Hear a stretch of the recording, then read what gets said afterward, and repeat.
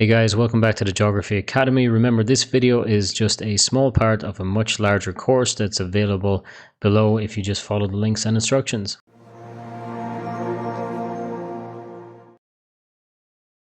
This is Chapter 6. This is Ecosystems Under Stress for AQA Geography.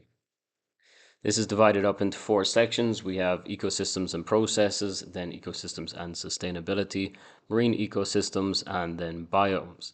It should be studied in that order because the information in the first 2 sections is really useful then for the second 2 sections. All right, so let's get into part 1, ecosystems and processes. So with an ecosystem, we have biotic factors and non-biotic factors. I might just make a note here as well that I won't be going through all the information in every single slide, but just talking through the main points, and then you can obviously read through and get some more information from it. With the ecosystems then, we have abiotic and biotic factors, living, non-living factors. So if we think about it, the trees are going to be biotic factors, living, but the precipitation and the weather is going to be non-living, but an abiotic factor. So organisms then, individual plants and animals, populations is the same group of species. Communities then are the interaction with populations within a ecosystem. And then an ecosystem is the interaction between all biotic and abiotic factors.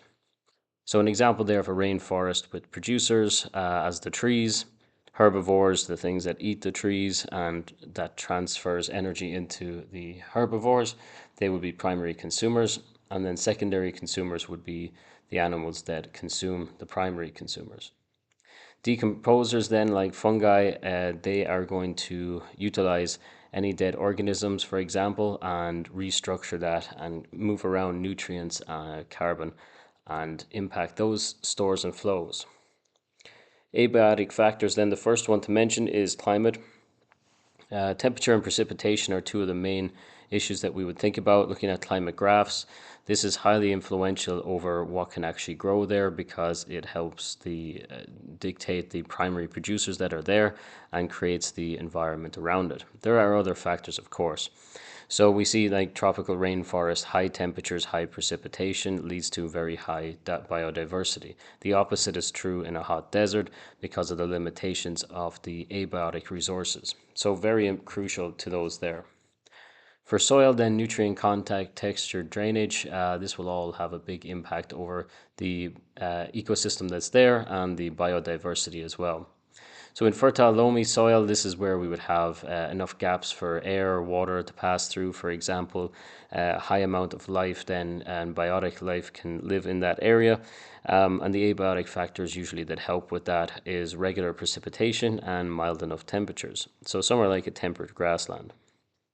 And the other ones then, the boreal forest, for example, you would have lots of acidic pines, for example, limited decomposition and a slow nutrient cycle. So this would have its limitations where only a couple of specific species then would be able to survive. So that would be an acidic peat soil there. And we can see here in the triangle graph, it's something that might come up at one stage. This one indicates like which direction to go.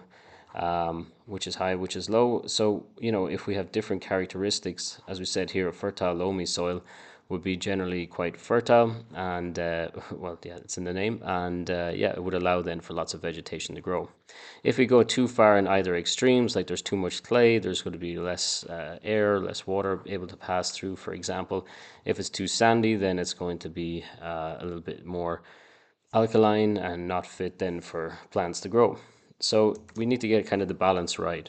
That will be dictated then by things like the parent material, where the soil comes from, how it's broken down, what the climate is like in those areas. Now, the availability of water then is absolutely crucial, and the quality as well, just as crucial too.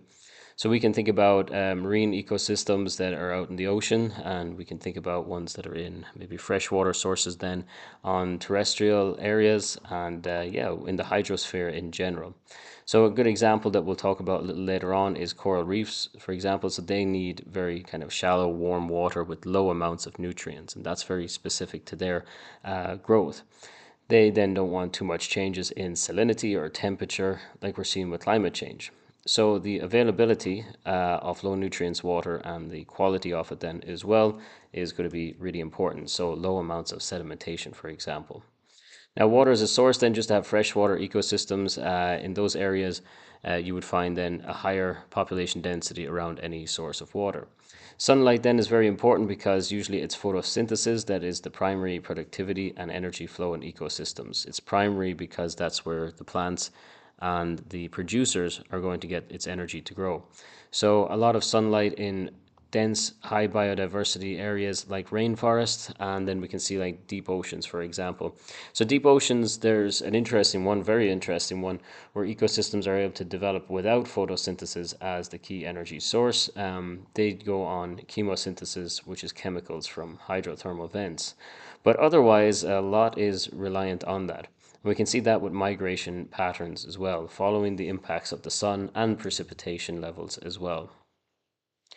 Acidity, then, just coming back to soil, but also water can undergo different levels of acidity, and we'll be talking about this in different sections of the course. Now, the idea is that if it's on one side, so if the pH level is a 1, it's very acidic, so that's not going to be very hospitable for life. And then we get on the other side, we get alkaline. So again, we're getting into the stage where this isn't going to be very hospitable. So things like laundry detergent in that alkaline section there. Where we want slightly acidic areas are usually probably the most common regions where we see a high amount of biodiversity. Yeah, so we'll talk about different ecosystems.